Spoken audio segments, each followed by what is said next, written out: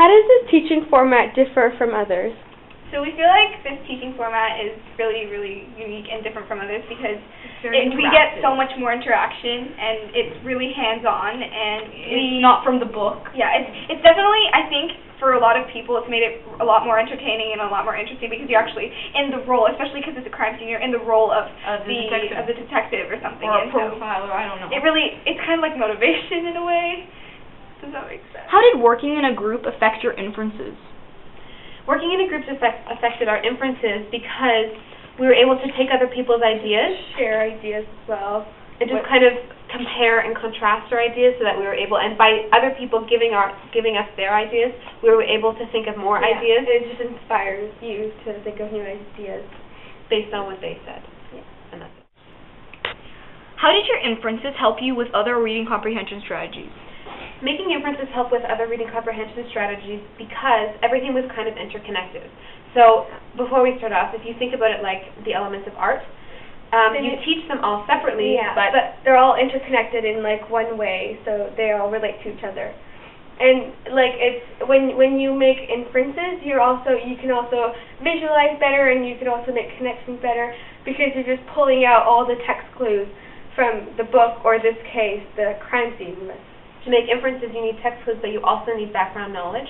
So the text clues were right in front of us. Those were all the hints and observations we had.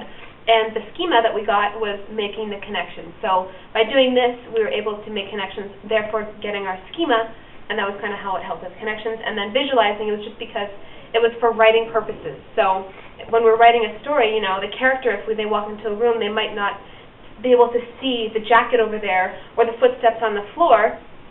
We're more conscious of it now, and we are able to completely picture it in our head, and that helps with the end result of having to write out what we thought it was and putting everything together. Why was the crime theme so effective? Well, the crime scene was really effective because it was just like really hands-on, and you were just able. It was a visual learning, and it wasn't just from the book or anything, and it was a real life experience. Because you could physically do it yourself, you were able to understand how everything works and understand how important these clues were to actually making the inference and using your knowledge to kind of put everything together.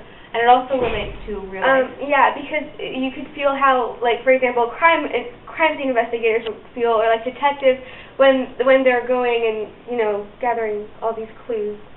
So it didn't just help with our own learning, but it also helped with real life and applying it to other jobs and understanding those jobs. Were you able to take the information you learned from this activity about inferring and apply it to new reading, and how? Well, we really, through this CSI experience, we really kind of understood the importance of the entire process of making an inference and how an inference is made up of your the text clues, the background, and then the background knowledge, and how important those two things play, how big of a role they were. If you're missing one of them, it's almost like you're missing a variable to solve or to draw conclusions, and you wouldn't be able to make a proper, accurate inference. Yeah, and if you kind of don't use them effectively, it kind of defeats the purpose of inferencing. If you take an irrelevant text clue and you find some sort of schema to go with it, that's kind of like making an irrelevant inference. And so we kind of discovered the importance of the roles that those two things played and what you need to take into consideration within those two.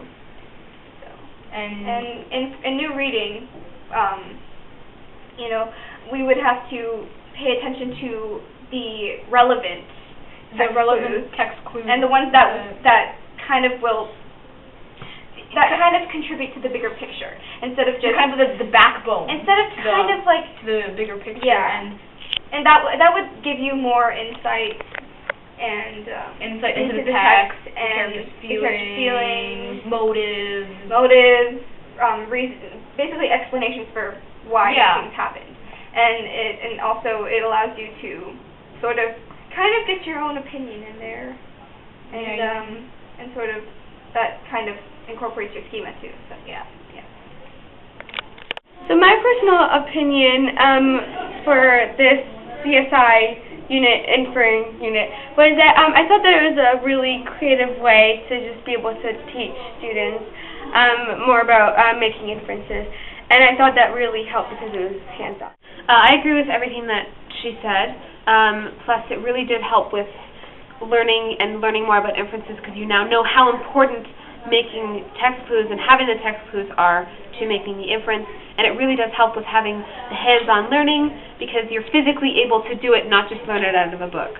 And it was easy to do, it was fun, and it was a great way to teach students more. So I agree with everything that was already said, and also the fact that we were kind of in a position or in a role as a detective who actually has to make inferences, that kind of made us more eager to make inferences. And also, because of the fact that all this was sort of hands-on, it was kind of like a mystery.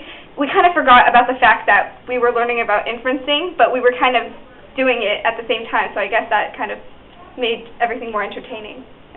I have to agree with everyone's opinion, and the teachers were really awesome in the process of making this happen, and they were very organized. It wouldn't have been the same without them. I was so not paid to